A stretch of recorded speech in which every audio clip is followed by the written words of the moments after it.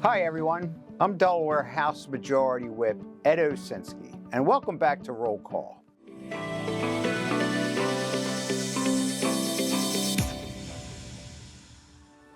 We had a very busy week here in Legislative Hall. Over the past 3 days, the House released several measures out of committee and passed over 50 bills. Here are some of the highlights from this week. Starting off with the committee action, lawmakers met to release many bills, including Senate Bill 309, sponsored by Representative Lambert, Senate Bill 231, sponsored by Representative Chiuocha, Senate Bill 212, sponsored by Representative Carson, Senate Bill 326, sponsored by Representative Heffernan, Senate Bill 324, sponsored by Representative Romer, Senate Bill 293, sponsored by Representative Harris, and Senate Bill 1, sponsored by Representative Chiuocha. To view all the legislation that was released from every House committee and to go back and watch these hearings, please visit the link on your screen. Moving over to the chamber, this week the House recognized its retiring members and honored all of our outstanding staff.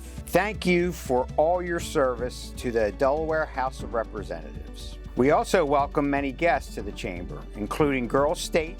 Switching over to the legislative action, this week the House unfortunately failed to pass Senate Bill 100, the first leg of the constitutional amendment to enshrine the right to marry in Delaware's Constitution. The House did, however, pass several additional measures, including Senate Bills 302 and 303, sponsored by Representative Williams. Collectively, these bills modernized Delaware's school funding system and adopted a new funding formula for Delaware schools.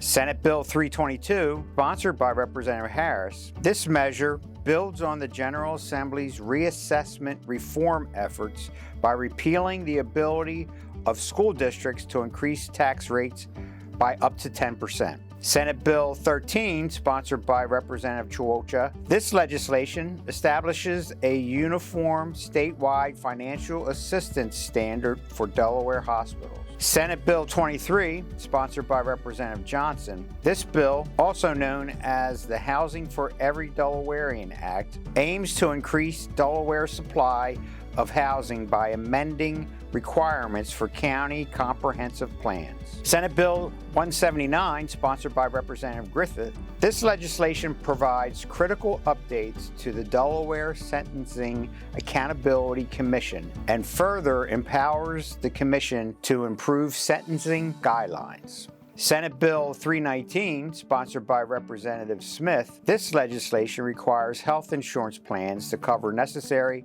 diagnostic and treatments for menopause. Senate Bill 300, sponsored by Representative Gorman, which establishes basic standards for firearm dealers to ensure firearms are stored securely, sold responsibly, and kept out of the wrong hands. House Bill 200, sponsored by Representative Chiuocha, which requires health insurance plans to cover medically necessary HIV pre- and post-exposure treatment.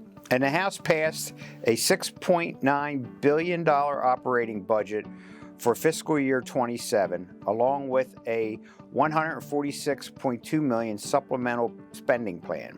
Well, that's all I have for you guys this week. And remember, we will be returning next week on Tuesday, June 30th for the last day of legislative session. In the meantime, feel free to visit the General Assembly's website and the Delaware House Dems website to catch up on all the legislative action from this week. Before you go, be sure to follow Delaware House Dems on Facebook, Instagram, Threads, and Blue Sky to keep up with our legislative action. And while you are here, hit that like button and subscribe to our channel. Thanks for watching, and I'll see you next week on Roll Call.